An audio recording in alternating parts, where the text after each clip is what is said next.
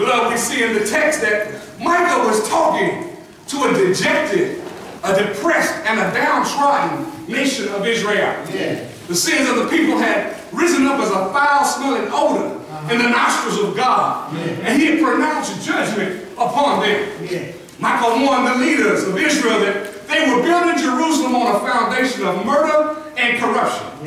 He told them that their rulers governed for the bribes they could get. The priests taught God's law only for a price. And the prophets wouldn't prophesy unless they were being paid. All of this corruption, but catch this, all this corruption, yet they all claimed they were dependent on the Lord. It was this disregard for the things of God that caused the nation of Israel to be taken into Babylonian captivity. God let them know that his judgment was upon them, but he also assured them that help was on the way.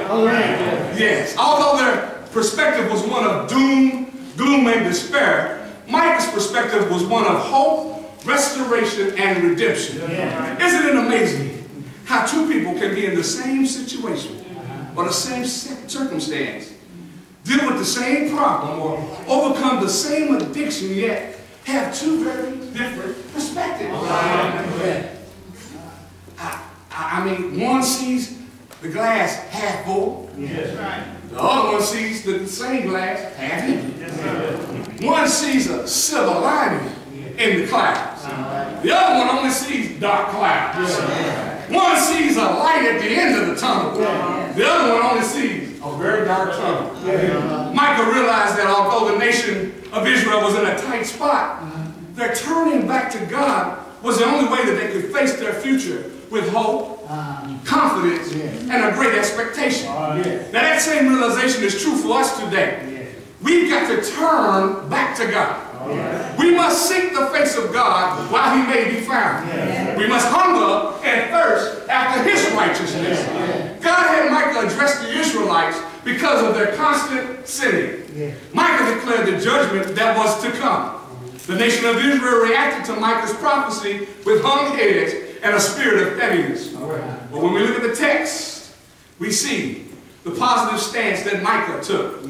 Micah made a very personal declaration that moved him beyond his present situation and toward his future expectation. Micah says, as I read it in the New Living Translation, as for me. Micah was telling the nation of Israel, now look, sit here, feel sorry for yourself if you want to. But as for me, see, sometimes, you know, we got to tell our brothers and sisters that when they come with that long in the face look, that sad story to you, baby, sit there if you want to. Wallow in that mess if you want to. But as for me, oh no, I'm not going to be a part of that pity party. Listen, no matter the circumstance, no matter the problem, no matter the predicament, one thing that each believer must possess is an as for me attitude. Whatever it is that we must go through in this life, our experiences are ours alone. You can't go through what I'm going through. I can't go through what you're going through. We can't barter and exchange our experiences with one another because God takes us through situations to try us and to see how strong our faith is in Him.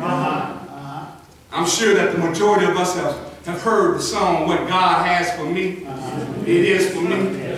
Some of us have probably even made that song our personal anthem. You know, we got our favorite songs we like. Yet often when we hear that song, we only connect with the positive experiences of that song and not the trials and the tribulations that come to make us strong. You know what God has for me, it is for me, it is for me, it is for me. But baby, in order to get what God has for you, you're going to have to go through some things. Life ain't going to be rosy all the time. Everybody ain't going to agree with you. Everybody ain't going to see it your way. You're going to have to go through the trials and the tribulations and realize God still means it for you. It's for you. But I got to take you through some things in order to get you where I need you to be. It's imperative that we connect with what Micah declares, as for me. The problem comes into play when we start to listen to other people who want to offer their advice. You know the scholarly one say, honey, now, honey, if I were you. Girl, let me tell you. That ain't how I do it now. Now, if it was left up to me, I like this one. Now, if you ask my opinion, but I didn't. I didn't. You just want to interject. Yeah. Or they tell you, now, I think this is how you should do that. You know how those people are. We seek out instructions and help and advice from everybody except the only person who can truly help us. Like Micah, we've got to come to terms with our own inabilities and declare, as he does in this text, I look to the Lord for his help. Listen, let's be real. Life can be too much for me. It can be too much for me. My problems can become overwhelming.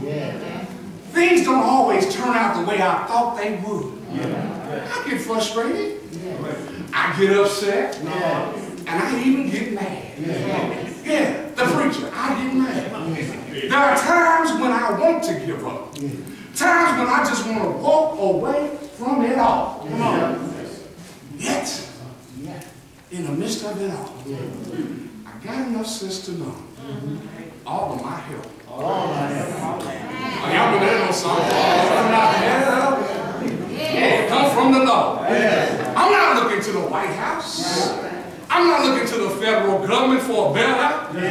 I'm not looking to my mama, my daddy, my granny, or any other relative.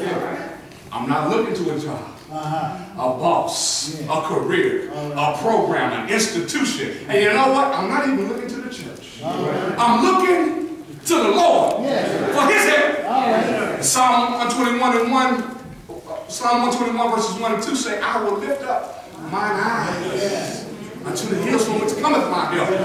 My help coming from the Lord which made